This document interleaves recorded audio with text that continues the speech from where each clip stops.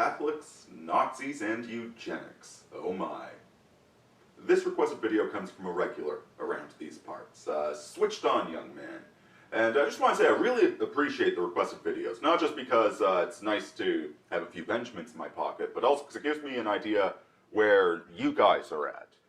It gives some structure to what I'm doing. And so if you're interested in requesting a video, there's a link down below, Aurini's Insights, probably 45 bucks. Pretty typical of what they go for. So anyway, he writes in, and he has a bunch of issues that are being addressed. So I'll read the full email, then let's go through them one by one. Last night, I was with an old friend who used to be a Catholic, but then became enlightened, / came into the real world, and is now an atheist.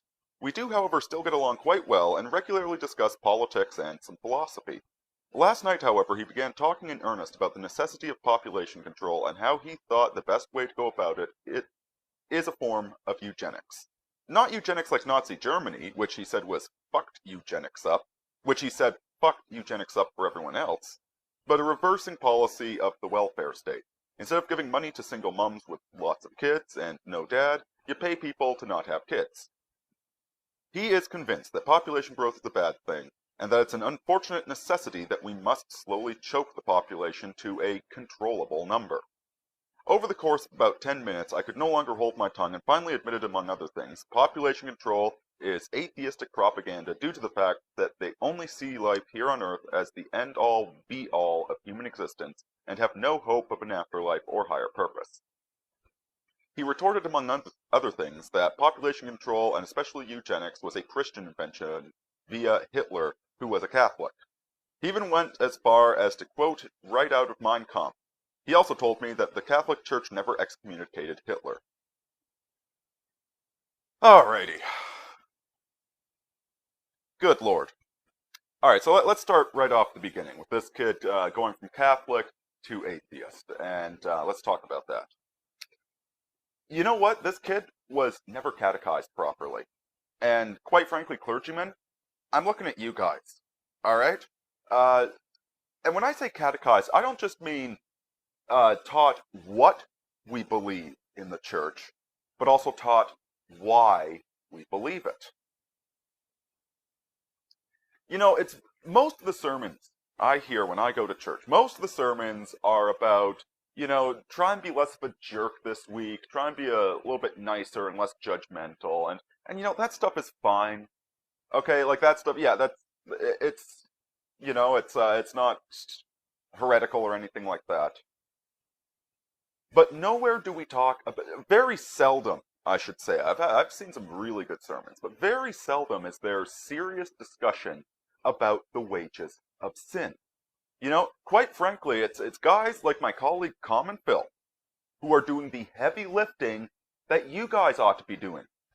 You know, like, first of all, most Catholics don't even know what it means to be Catholic. They have absolutely no clue, as evidenced with the ridiculous statements about eugenics being a Catholic idea. But most of them have no idea what it is that Catholics believe. You know, what Christianity is even about. Something about confession and prayer, and Jesus is a cool guy. They've got no clue whatsoever. And, you know, part of this is because they just don't pay attention in church. I will say that they do get those parts correct in the sermons. But you know what? We need to talk about the wages of sin. And see, I think part of the reason that Catholics don't like talking about this, we don't like bringing down the hammer and being all hellfire and brimstone, is because, quite frankly, a lot of the Protestant churches do that, and sometimes they're a little bit too on the nose. They're a bit too hammer-worthy. And a lot of these hell houses they put up, although they do them with the best of intentions, I find myself being very critical of how they go about it. You know, like they'll do a scene with an abortion, and they have suddenly the devil is leaping out of a closet in red pantyhose and laughing as the woman goes to hell. You know, yeah, sure, that scares kids, but it doesn't really explain why. It doesn't explain what's going on, how it is that sin starts off. You know, it's all like drug addiction.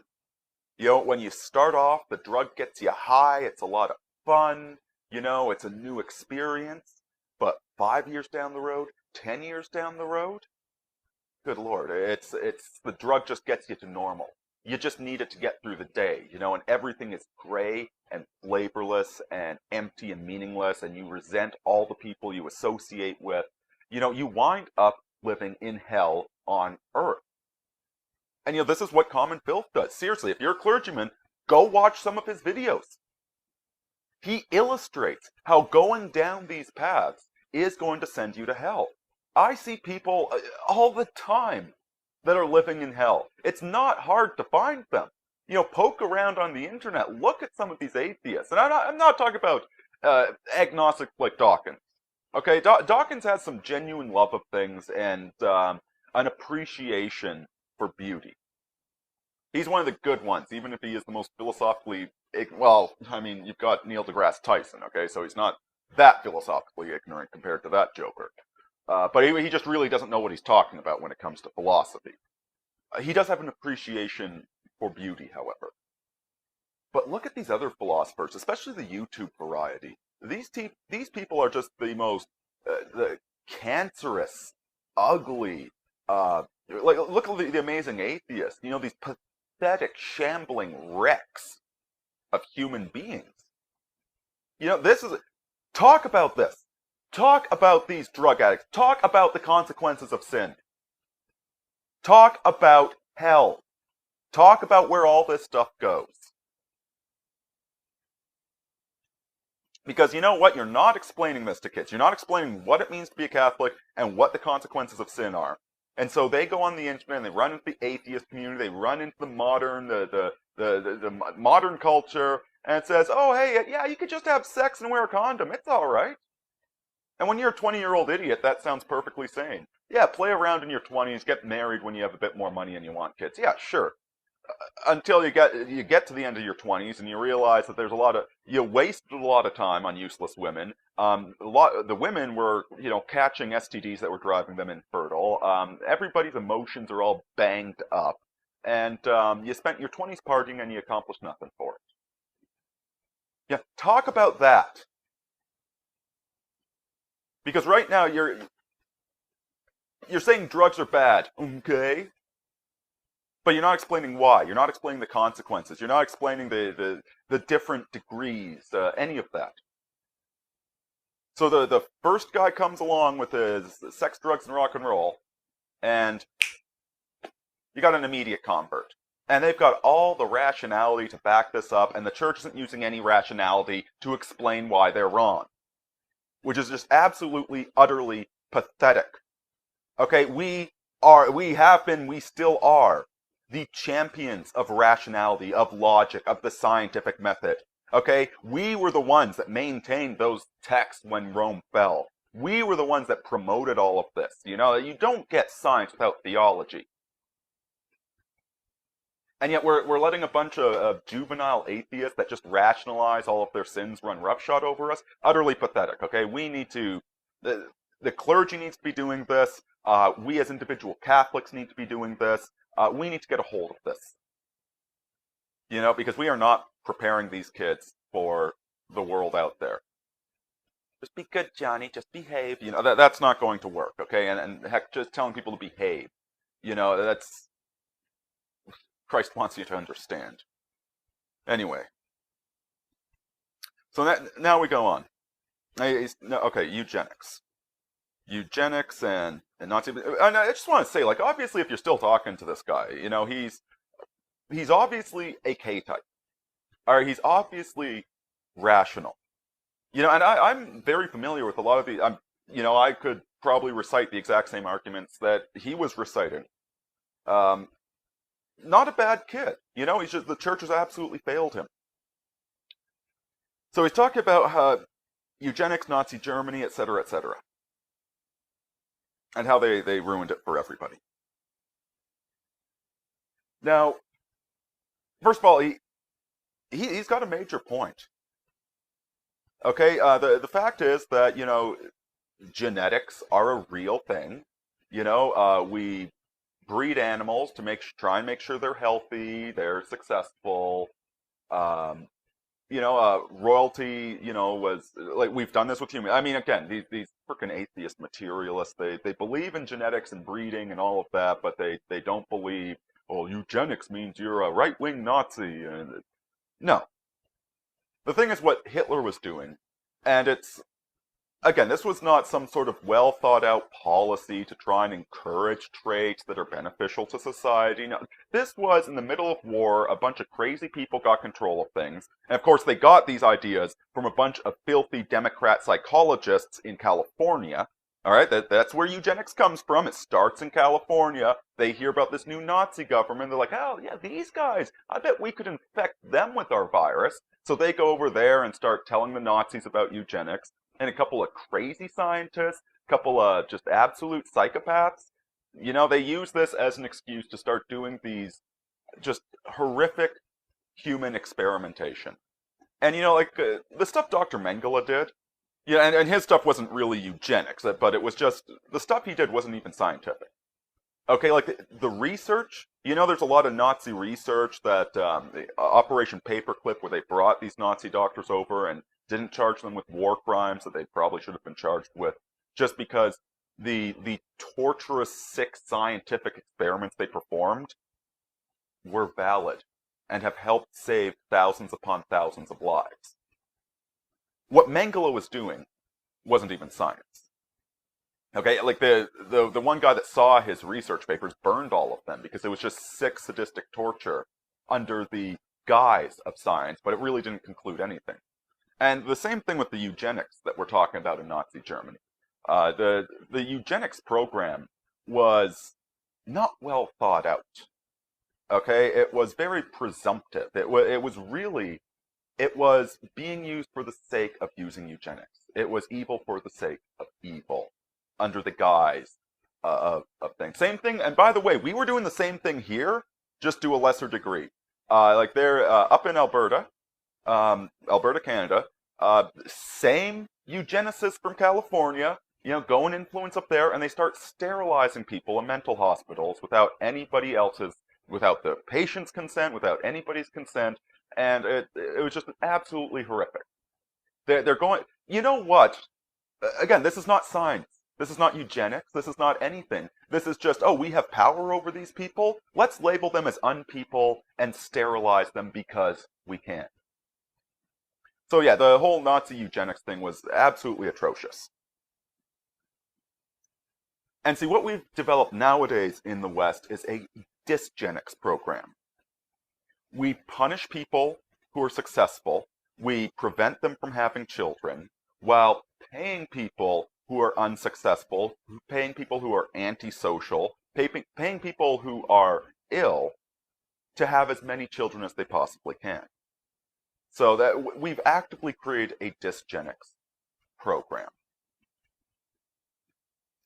The fact of the matter is that there is a moral calling to try and do the best that you can for your children.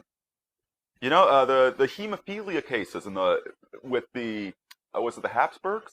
I believe it's the Habsburgs. Like one person had the hemophilia gene, but because of the interbreeding with the monarchy, the hemophilia gene wound up spreading quite a bit throughout most of the monarchy.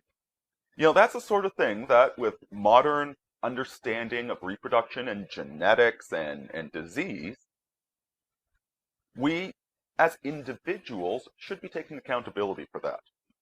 So if you're part of a monarchy and there is this issue, you should be looking at, well, we need to maintain the monarchy, but maybe we should be bringing new blood in from other places because this is clearly unhealthy. And it's really that simple. Yeah, like a good eugenics program is simply making it easier for good, moral people to have children and making it more difficult for antisocial, incompetent, lazy, etc., etc., etc. people to have children. It doesn't involve gassing anybody or sterilizing anybody or anything like that. And he mentions paying people on welfare not to have children or giving them, quite frankly, with how messed up the system is right now. I mean, if we're talking like post apocalypse, post-revolution, what do we do? Okay, then we can talk about setting up a system that isn't so toxic. But right now, assuming that there is no complete crash of the economy and society and a rebuilding of government, do you want something, honey? Um, yeah, she likes hiding under there. She's a cave dog. So assuming that there isn't something like that, we do need to gradually adjust the system.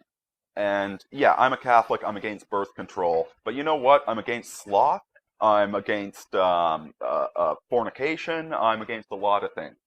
And if we have this massive underclass, which is engaged in sloth, fornication, etc., and have just been absolutely destroyed by the system, the very least we could do is to give them a depot shot every 3 months as a requirement for them to receive welfare. Quite frankly, state welfare, I don't even think that's, that's quite horrible as well. This is what destroys them.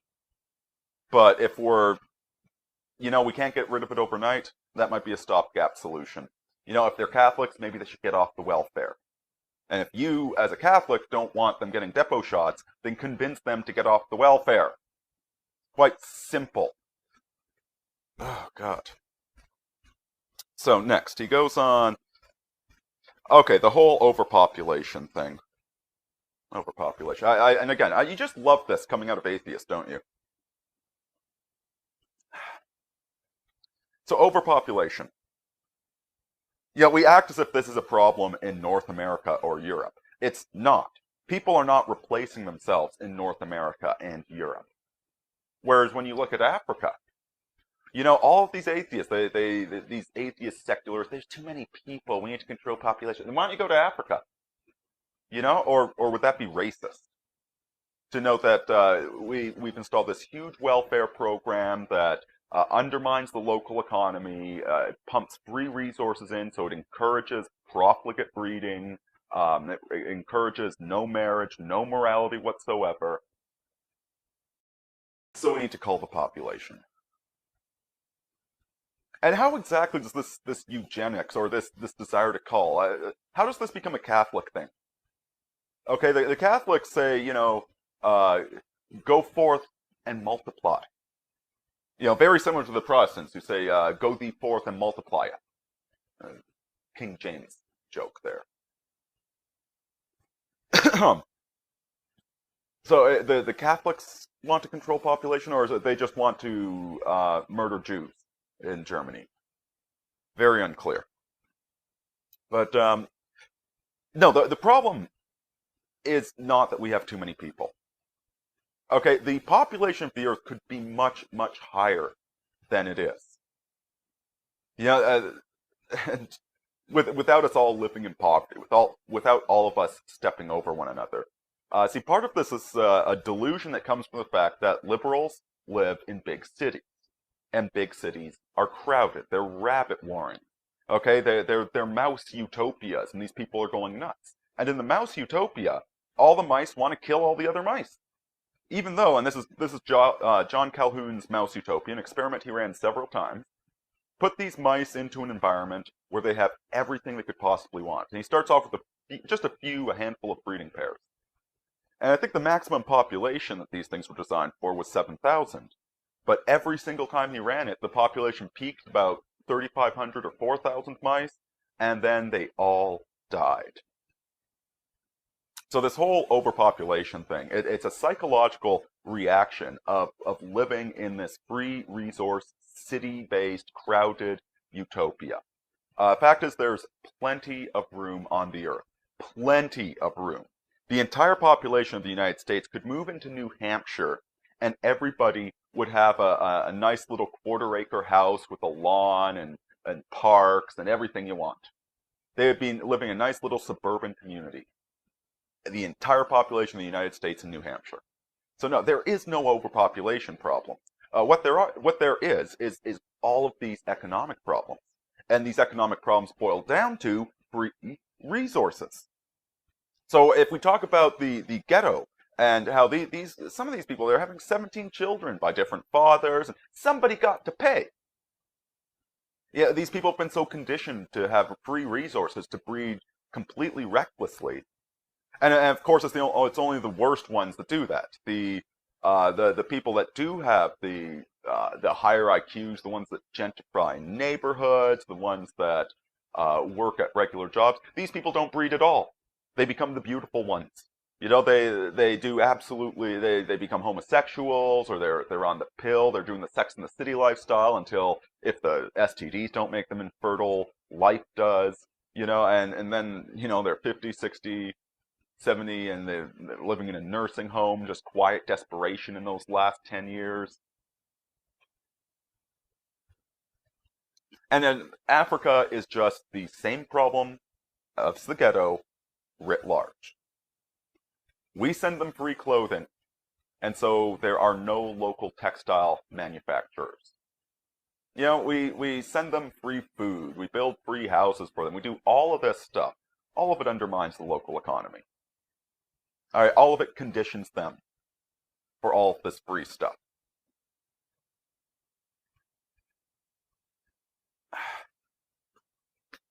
There is no population problem. But what there is this desire to control everything. This is one of the most toxic things that you get out of materialism and atheism. This desire to control everything. This concept, this Keynesian economic concept, that we can just pull a few strings and manipulate people and they'll do whatever we want. Except whenever we try and do that, you know, you can't pull one part of the spider web without moving all of the rest of it. All right, it's a very complex organic machine with feedback loops and all of that. And so we're trying to control everything, and each time we try and control things, we mess it up. Whereas one of the biggest messages from the Bible, you know, one of the points that just keeps being hit home again and again, particularly in the Old Testament, is this is the world. This is the Word of God. If you follow the Word of God, if you follow this advice, you be honest, be responsible, pay your debts, etc. If you follow this advice, you'll be fine. But if you go off and you try and make up your own law, you try and make up man's law, and you try and do that every single time, it ends in disaster.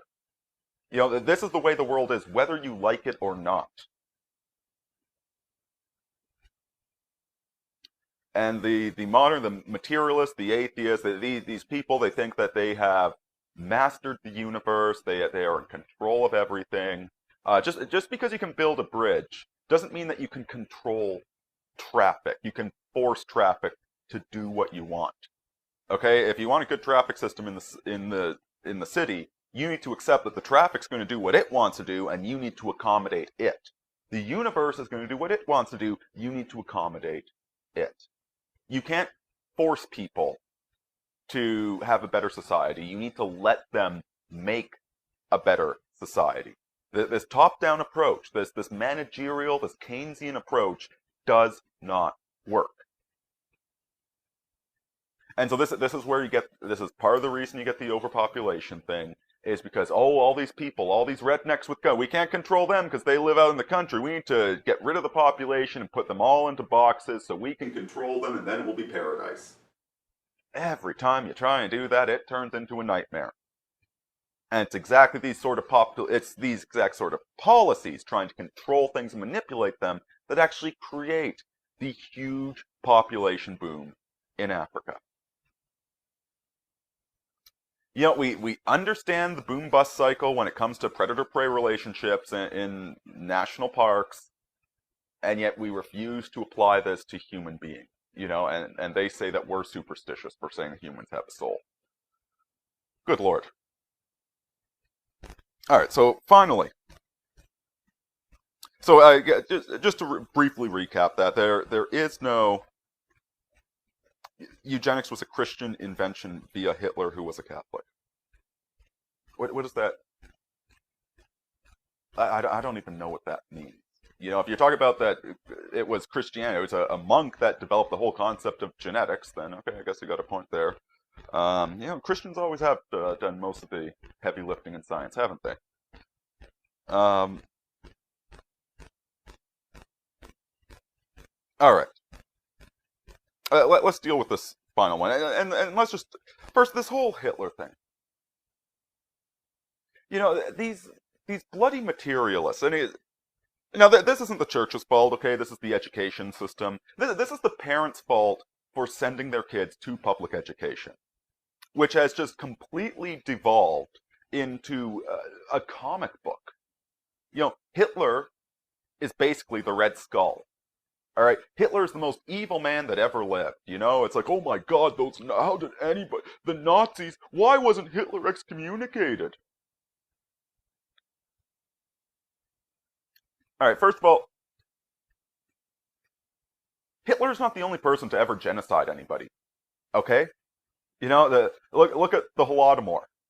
Okay, the Soviet Union was more than happy to do that, during peacetime.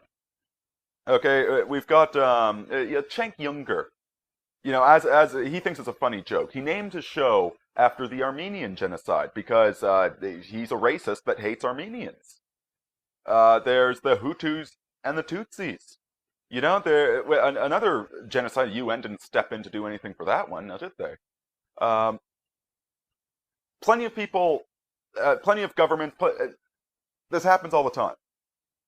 Okay, and oftentimes you'll find that up until the genocide happened, the government's fairly normal. It's even being praised by other countries. And this is exactly what you see with Hitler. 1938, Time Magazine's Man of the Year. Hey, Time Magazine has also had Joseph Stalin, and in fact, all of us.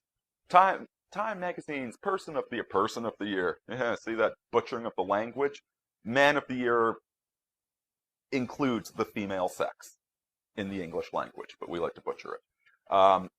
No, a few years ago they put the mirror on the front. You're the person of the year because you're special. No, in reality, you are just as terrible as all the rest of the people that they put up. So, so yeah, like Hitler, he was a popular guy in the 30s. Lots of people liked Hitler. Okay, it wasn't some sort of evil conspiracy. It wasn't some sort of, worshipping at black altars. Okay, World War II was just another war. Quite frankly, if World War I hadn't been such a cluster bomb, if we hadn't screwed up that peace treaty so hard, there would have been no World War II. Okay, so you want to talk about World War II, go look at World War I. And the whole Holocaust thing, this did not come out until years after the war. All right? It was not in the common knowledge until, the mid-50s or so is when it started getting popularized, where it started entering the public consciousness. All of these idiot liberal, like all these people with the modern education are just taught that war is always wrong except for World War II. That one was good because Hitler was evil. Okay, Hitler's certainly not a very good guy. Okay, but there's plenty of worse people than Hitler out there. All right? At least that guy liked Germany or something. To quote Morty from Rick and Morty. And this whole idea, well, the Catholic Church didn't excommunicate him. Well, why should they have excommunicated him? Because you were taught that Hitler's a bad guy? Hitler had the Red Skull, and he stole the Spear of Destiny to take over the whole world. He didn't want to take over the whole world. Good Lord. Learn something about history, you ignoramuses. All right? Quite frankly, Hitler had some legitimate grievances. I don't like his attitude towards the Slavs. I think that's bullshit. Slavs are great people. But this idea that the church should have excommunicated Hitler when he was a very popular man in all of Europe and America. He was popular everywhere except for communism. It was just the communists that didn't like him because they were trying to take over Germany. And then we have a war. Everything is the fog of war. There's all these rumors coming out. And yeah, there were rumors coming out at the time, and they were being published in newspapers about the death camps, but half of those rumors were proven false. Demonstrably false. Like, they've been completely dismissed from history, okay? It's the fog of war. You don't know what's going on. It's rumors. It's informants. And you're saying so in the middle of this war, where you've got millions of people dying. The Catholic Church should be convening. They should have a big meeting, and they should try and get a hold of the bishop of whatever church Hitler didn't go to, because yes, he was confirmed Catholic, but he stopped going to church after he grew up. Okay, he once said that he thought that he didn't like the Old Testament because it was too Jewish for him, but he thought he admired Jesus Christ as a great fighter against the Jewish people. It sounds almost like some of these too fashy for thou folks we have on Twitter right now, dead kike on a stick, right? He didn't go to church. Okay, historians, there's some debate. Some people think that he was only putting it on because most Germans were some type of Christian. He didn't go to church. Okay, yeah, he was baptized as a Catholic, but he did not go to church. He didn't like a lot of the stuff the church said. So in the middle of World War II, when we don't even know if these death camps are a real thing or not, we haven't even seen the evidence. Okay, in the middle of that, you think the Catholic Church should get together and get hold of his bishop and go find out, do an inquisition on all of this, and then excommunicate him? What do you think excommunication is? Okay, because you hear this from atheists all the time. He was never excommunicated. Do you think the Catholic Church, it's their business to make broad statements on politics all the time? Is that the role of the church? And you excommunicate the people that you don't like, the political party you don't like? You think that? Listen, there's 8 things that are automatic excommunication. Okay, that very, very grievous things. Yeah, and some examples. Abortion is one of them. Desecrating the host is another one of them, and assaulting the Pope. All right, did Hitler do any of those things? Was he in between? Murdering Jewish babies? Did he every so often sneak into a church and crush the wafer on the ground? So the idea that the church had some sort of political obligation to excommunicate him when he wasn't even a practicing Catholic is absolutely absurd. In the first point, and second, the church did excommunicate him. The Catholic Church excommunicated all Nazis in 1930. It was finalized in 1933, but this is when the whole thing... 1930, they go out and state that the Nazi ideology is incompatible with the Catholic Church. In fact, that it's even worse than communism is. And the Goering actually wrote a letter to a German bishop asking him to please get rid of this, and he asked for a meeting, and the bishop said, "No, I'm not meeting with you. This Nazi ideology that you're pushing, this is anti-Christian, this is anti-Catholic, this is not compatible. All of you are excommunicated. You cannot be a Nazi and a Catholic." So, actually, the church did excommunicate Hitler. Not because of some sort of petty revenge fantasy, Captain America, Red Skull BS, like these dumb liberals want it to be. He was excommunicated because he espoused values that were heretical, which is the correct usage of excommunication.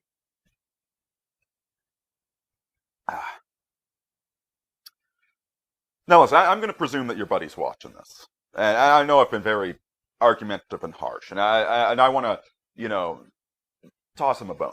Because like I said, he sounds like he's a decent guy. He's just been completely miseducated. And this is what you got to realize, is that the education system that you've received, the history that you've been taught, the morality that has been espoused, all of this, it's not just wrong in the same way that You know, Terry Pratchett talked about lying to children, how the job of a teacher is to lie to children. What makes a rainbow? Oh, that's just the light diffracting through water droplets. Um, okay, that doesn't explain why it comes in an arc, though. You know, it's a lie to children. It's a simplified version of the truth. When I say you've been lied to, everything that you've learned, everything is false. It's not a case of they gave you an oversimplification, or that maybe they didn't understand and they just explained the best that they could to you. Uh, Far from it. What we actually have in today's world, and this is absolutely horrific, is an entire system designed to enslave you, to addict you, to make you a useful idiot, an obedient peon that thinks he's free. Yeah, I've brought this up before. The kids shopping at Hot Topic. Okay, you know those ridiculous goth kids that they're going to a corporation and paying hundreds of dollars for clothing that they can't afford, money they don't have, to look unique by buying something from a corporate entity that designed the uniqueness for them. That is what the modern conception of freedom is. And, I got to reference Common Filth once more. USA, #1, USA. This is, that idiotic, blind, naive form of patriotism. It's the same thing as Hot Topic, and it's the same thing as the enlightened, well, I'm above patriots. It's all the same thing. It's to keep you enslaved. It's to keep you part of the system. So you've been taught this simplified version of history that has only a partial bearing on reality. And these atheists really believe this. Like a year ago, I got into this chemist called me a Holocaust denier because he doesn't understand any of the schools of thought, any of the historical schools of analysis on what caused the Holocaust, whether it's structuralist or functionalist. He doesn't know anything about it. He learned everything he knows about the Holocaust from Hollywood movies and Marvel comic books. And the fact that anybody would know something that he doesn't, that anybody would think more complexly than he does on this, he screams Holocaust denier. It's absolutely pathetic. And that's what they want you to do. They want you to have this knee-jerk reaction. They want you to be screaming and angry. And quite frankly, screaming that the Jews are evil, being a good little obedient puppet in the Nazi army is the exact same thing as screaming Holocaust denier. Either way, you're not thinking for yourself. You don't know anything about what's going on. You have no sense of the subtleties or gradations, and the whole system is designed to be like that. Evolution proves there's no free will. Materialism says there's no soul. John C. Wright just had a great piece on this. You can use science to describe a chess game all you want. You can use materialism to describe it, but it won't tell you why the chess game is being played.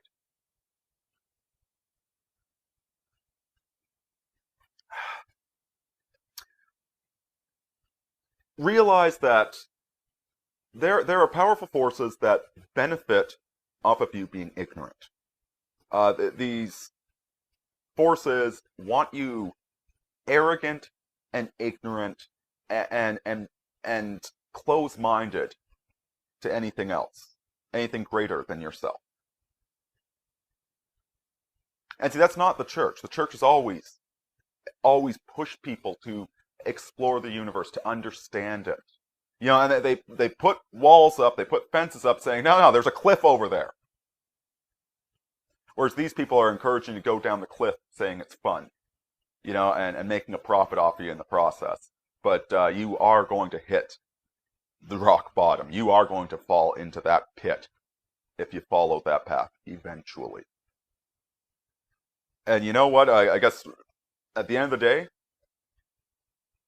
look at what sort of fruit is growing from these trees. Go look at these internet atheists. Go look at these people that really subscribe to this doctrine of secularism, modernism, materialism, look at what sort of lives they lead.